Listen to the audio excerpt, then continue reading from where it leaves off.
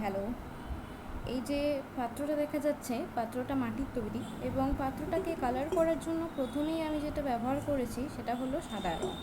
সাদা রঙ দিয়ে প্রথমেই যখন পাত্রটাকে পুরোপুরি কালার করা হয়ে গিয়েছে, তারপরে সাদা রঙের সঙ্গে অল্প একটু হলুদ রঙকে মিশিয়ে নিয়ে আমি তার উপর একটা হালকা কোট করে দিয়েছি।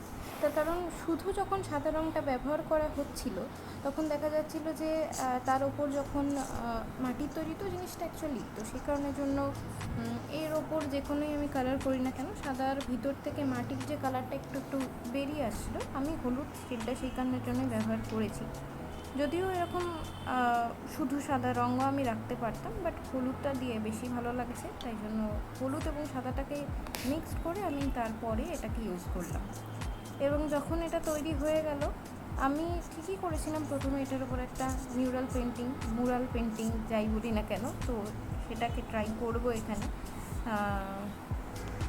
যাই হোক, তো সেটার জন্য প্রথমে একটা যেটা ফুল এঁকেছি, তো ফুলটাকে আঁকার জন্য আমাকে কী করতে হলো না, সাদা রঙে প্রথমে আমি ফুলটাকে এঁকেছিলাম, মানে জাস্ট আউটলাইনটাকে, এবং তারপরে আমি সেখানে হালকা পিঙ্ক এবং রেড কালার দুটো ইউজ করলাম।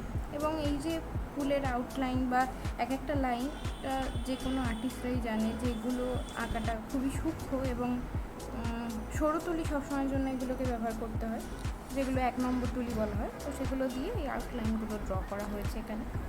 এবং তারপরে অবশ্যই যে সমস্ত পাতাগুলো দেখতে পাচ্ছি আশেপাশে, তো সেই বড় পাতাটা প্রথমে রং করেছি। বড় পাতাটাকে অবশ্যই পেন্সিল দিয়ে একটা আউটলাইন করে নেওয়া যেতে পারে, সেক্ষেত্রে সুবিধা হবে।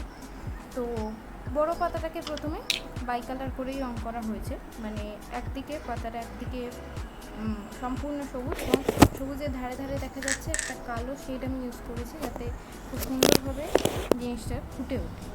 এবং আরেকদিকে যেটা হালকা সবুজ, মানে ঠিক সবুজ বলে না এটাকে, একটু মানে পানা ফুল কালার বলা যেতে পারে, যেটা বাংলায় বলা হয় পানা ফুল রঙ, তো তার একটা হালকা শেড আমি ইউজ করেছি এই দিকটাতে, বেশ ভালোই লাগছিল। আর অন্যদিকে তার আশেপাশে যে সমস্ত আমি কি বলবো, যে সমস্ত পাতাগুলো লতা পাতা আর কি ড্র করেছি, সেগুলো ওই একই রকমই, মানে সবুজের উপরে, মানে যেটাকে গাঢ় সবুজ সেই রঙের উপরে কালো দিয়ে আমি তার বাইরেটাকে খুব ভালোভাবে করে নিয়েছি, এবং ভিতরে সাদা দিয়ে, সাদা ঠিক না, সাদা এবং সবুজের একটা হালকা কালার দিয়ে, আমি সাদাটা দিয়ে দেখছিলাম যে সাদাটা দিয়ে যতটা না ভালো লাগছে, সাদার সঙ্গে সবুজটাকে মিশিয়ে যখন আমি এই কালারটাকে করছি, তো দেখছিলাম একটু বেটার লাগছে, তো সে কারণের জন্য আমি ওটা করলাম। আশেপাশে বেশ কয়েকটা ঘাস জাতীয় গাছ এঁকে নিয়েছিলাম, এবং তারপরে দেখছিলাম প্রায় ফুলফিল অবস্থা, কিন্তু কিছু আমি জায়গা মিস করে গেছি, যে জায়গাগুলোতে আমি কী করব না, কিছু ফুল এঁকে দিলাম, যে কারণের জন্য ওই একই রকম ফুল আঁকার পদ্ধতিটা একই রকম। এবং যখন ফুল আঁকা হয়ে গেল সম্পূর্ণটা, তারপরে দেখতে পাচ্ছি আমি এখানে একটা ফুল এঁকেছি, যেটা কিন্তু কমপ্লিটলি আমি কোনো তার হোয়াইট শেড ইউজ করিনি, অনলি পিঙ্ক এবং রেডে জিনিসটাকে ড্র করেছি। এবং তারপরে যখন ঘাসের মানে ওপর বসিয়ে আমি একটা ছবি তুলেছি জাস্ট,